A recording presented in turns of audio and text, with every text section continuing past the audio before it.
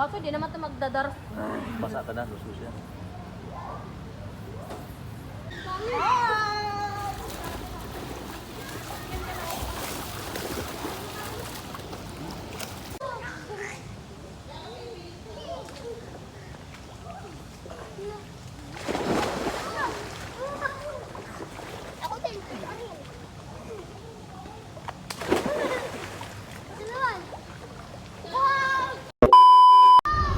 Isang mapagpalang araw sa atin mga kasupot dahil coding natin ngayon.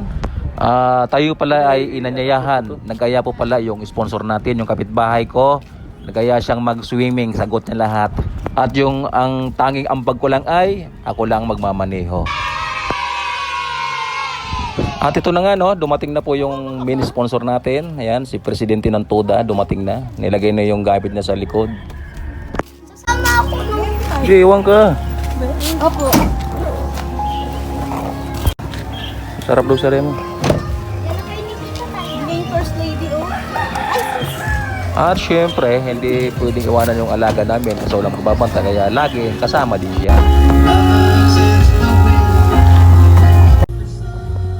At ito na nga, ready na tayong lumarga at pupunta pala namin yung isang sponsor din namin.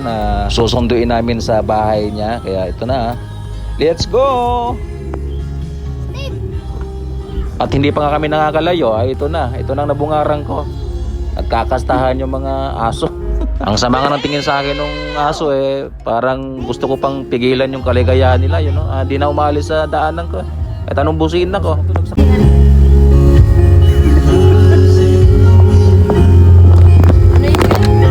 Aso.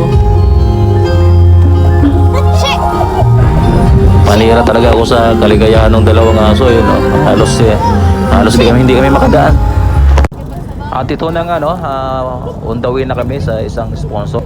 Dito nga pala sa lugar namin na hindi pa gaanong fulyoted yung hangin kasi maraming puno sa paligid. At ayun na nga no, mga kasupot, sinundo na nila ng asawa ko yung isang sponsor, yan, pababa na sila.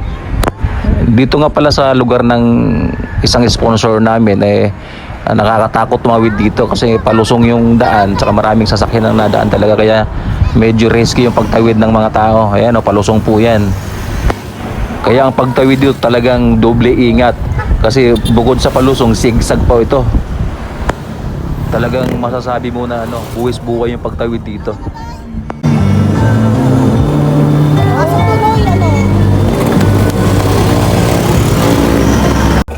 At ito na nga mga kasupot, kumpleto na yung mga sponsors natin kaya let's go na tayo.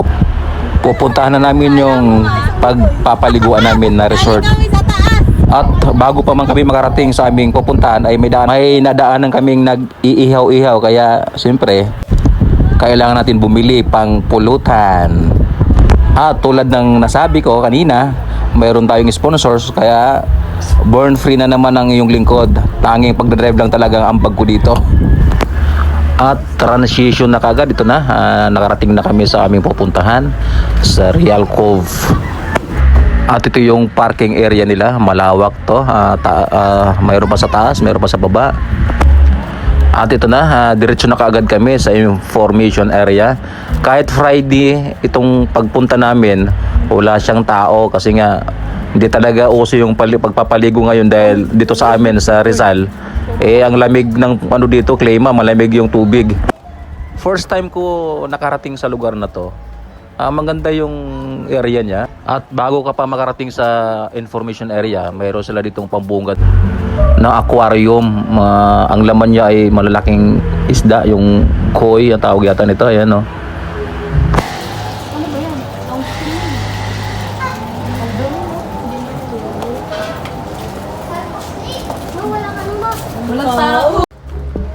Ang akala nga namin ay sarado sila kasi pagdating namin sa information area, walang tao. Kaya akala ko close talaga sila. Pwede mag-inquire.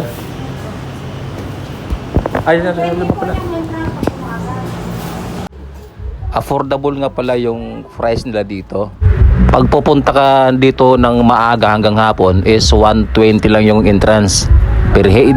At kapag overnight naman, 140. yung per head nila dito. At ang una nga nilagyan ng Porsilas, yung main sponsor natin ng presidente ng TODA. Itong Porsilas daw ay palatandaan na kami ay nakapagbayad na. Uy, bingo, Mimin! Excited na po eh. Lalagay ko na lang yan. Isa yung Mimin. Hindi siya ano nagsusot. Maula ka, hindi ka mapasok. Isa-isa lang. Hindi, pag kasama mo sir, makukulit ang mga yan eh. Huwag ng pusas. At nakapasok na nga kami. Ang kinuha naming cottage, yung mura lang, 400 lang po yung cottage fee nila. At itong unang swimming pool pala dito pang adult pala to. Nasa 4 to 6 feet pala ito. Pang matanda to dito, di ba? Wala mga bata. At ito mga kasupot, transition na kaagad. Bago lumubog sa tubig, magkain-kain muna tayo. Ito lang yung tanging baon namin. Talagang pang mahirap lang. Hindi mamaya ka na yun. Ulay. Wow! At ang unang binanatan ko agad ay ang ulo ng tuyo. Wow, sarap.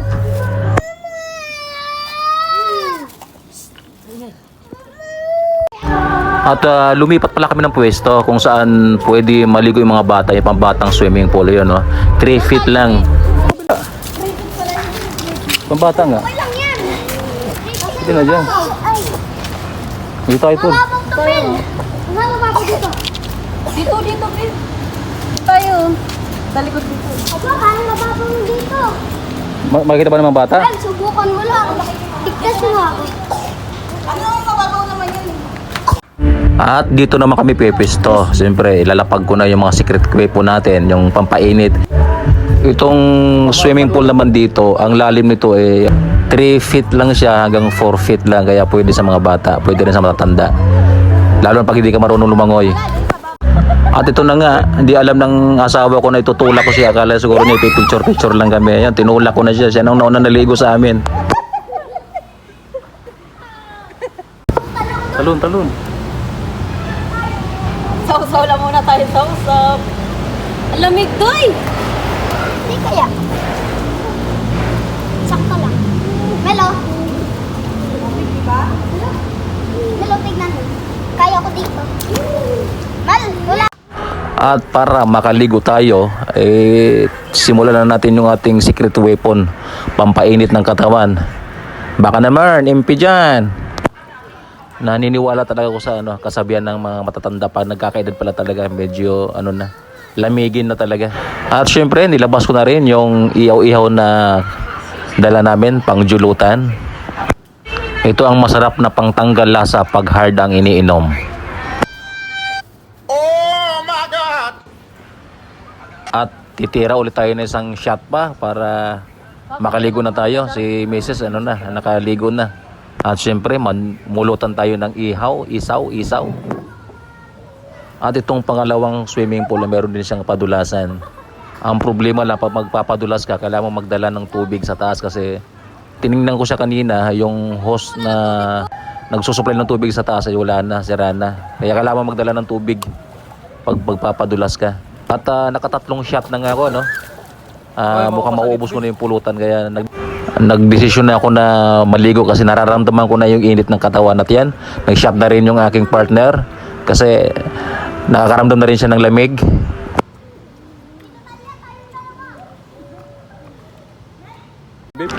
Halatang halata na enjoy yung partner ko.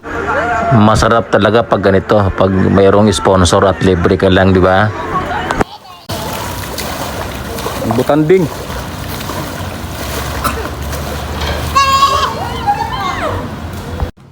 At ito na nga mga kasupot, maliligo na nga ako. Kaso bigla ako tinulak ng asawa ko. Puporma pa lang sana ako para mag-dive, wala na. Nauna na ako, tinulak na ako. Doon, ilang feet doon?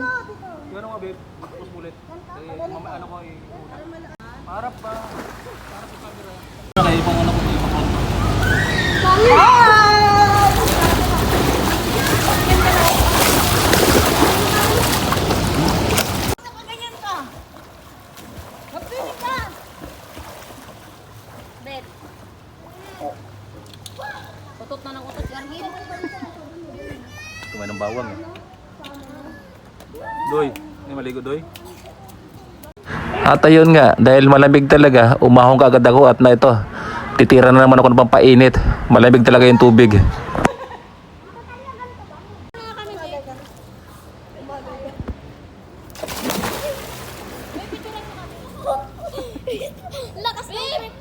At syempre, papashotin natin yung mini-sponsor natin, ang presidente ng Tuda namin. Ayan o. At ito, pinakpakan ko na yung pulutan. Ginawa ko ng kanin yung pulutan. At syempre, transition na kaagad tayo kasi hanggang gabi tayo rito. At inabot na nga tayo ng gabi mga kasupot. Alas 8 na ng gabi. Lalong lumamig ang tubig dito. Hindi ko pa alam kung maliligo pa ako ngayon. At sadyang balat kalabaw talaga yung asawa ko kaya hindi niya iniinda yung lamig. Siya na naman yung naunang naligo sa amin. At medyo malalim na itong swimming pool na to kasi pang adults to. 4 to 6 feet nga pala ito. Marunong naman lumangoy yung asawa kasi laking dagat yan kaya walang kahirap-hirap sa kanyang lumundag.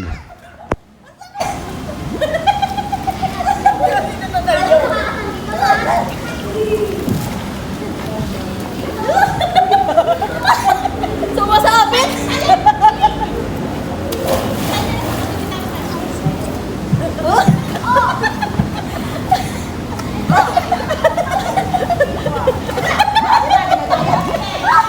Hindi tayo mag-ito. Dapat dyan na lang.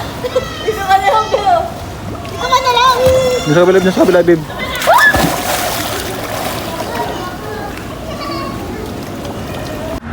Dahil nainggit ako sa asawa ko kaya sinubukan ko rin lumundag kung kaya ko yung lamig.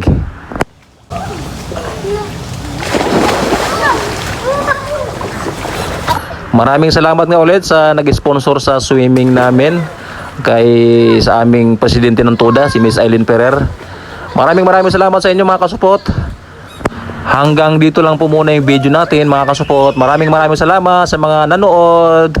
Bye-bye. Mabuhay kayo hanggang gusto nyo.